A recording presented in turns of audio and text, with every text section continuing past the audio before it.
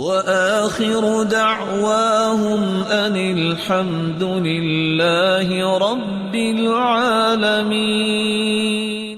رسول اللہ صلی اللہ علیہ وآلہ وسلم نے ایک قصہ صحابہ سے شیئر کیا، اور یہ صحیح مسلم کی 2984 نمبر روایت ہے۔ میری خواہش ہے کہ اگر کوئی زمیندار ہے، لینڈ لارڈ ہے، تو اس قصے کو ضرور پڑھے ایک مرتبہ۔ قصہ کیا ہے؟ بعض لوگ کہتے ہیں بس جی یہ سارے انعامات تو صحابہ کے لیے تھے، اور چھوڑے جی صحابہ کی زندگیاں تو الگ تھی، ہم تو نہیں نا صحابی بن سکتے۔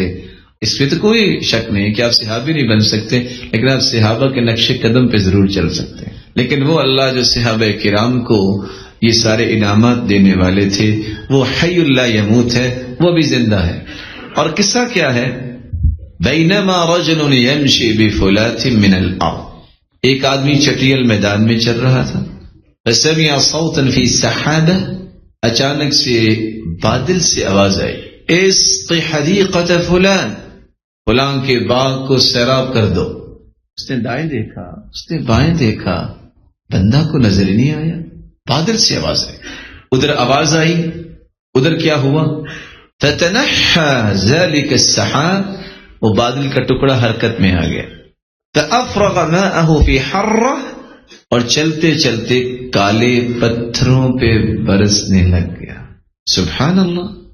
فإذا شرجة من تلك الشراج قد استوعب ذلك الماء كله، ہوں پتھر، اور وہاں سے اللہ کے حکم سے پانی کے جمع ہو کے ایک کھالی کی شکل میں پانی چلنا شروع ہو گیا۔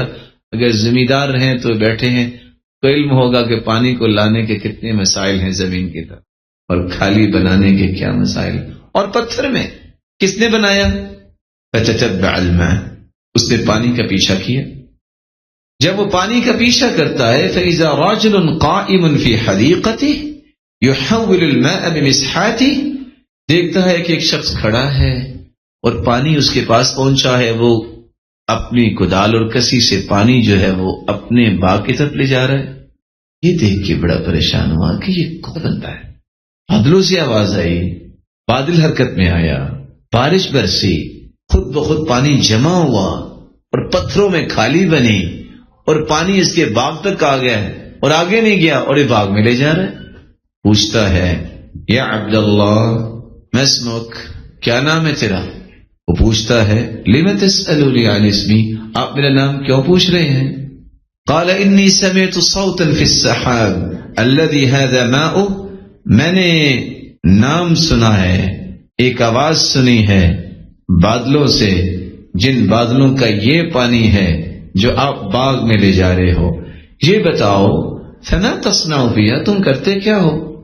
اس نے کہا، اما اذا قلت هذا، اگر تم نے پوچھ لیا ہے تو سنیے، فإنی انظر الى ما يخرج منها، جب بھی باغ کا پھل ملتا ہے، فأتصدق بثلثی، میں اس کے 3 حصے کرتا ہوں۔ سب سے پہلے تیسرا حصہ اللہ کی راہ میں صدقہ کرتا ہوں، آکل وعیالی ثلثا، اور ایک حصہ اپنے بچوں اور بیوی کے لیے لے جاتا ہوں، اور اپنے اہل و عیال کے لیے، وارد فیہا ثلثا، اور ایک حصہ میں اس باغ کو بہتر بنانے کے لیے خرچ کرتا ہوں۔ لیکن 3 حصوں میں سب سے پہلا حصہ میں کیا کرتا ہوں؟ صدقہ کرتا ہوں۔ آپ کا کیا خیال ہے؟ اگر صحیح مسلم کی روایت جس کو امت نے کہا ہے کہ یہ صحیح ہے، اگر آج ہم میں سے بھی کوئی اتنا یقین کر لے تو یہ بادل اس طرح بارشیں برسا سکتے ہیں کہ نہیں؟ ہمارا یقین نہیں رہا، ہمارا ایمان نہیں رہا۔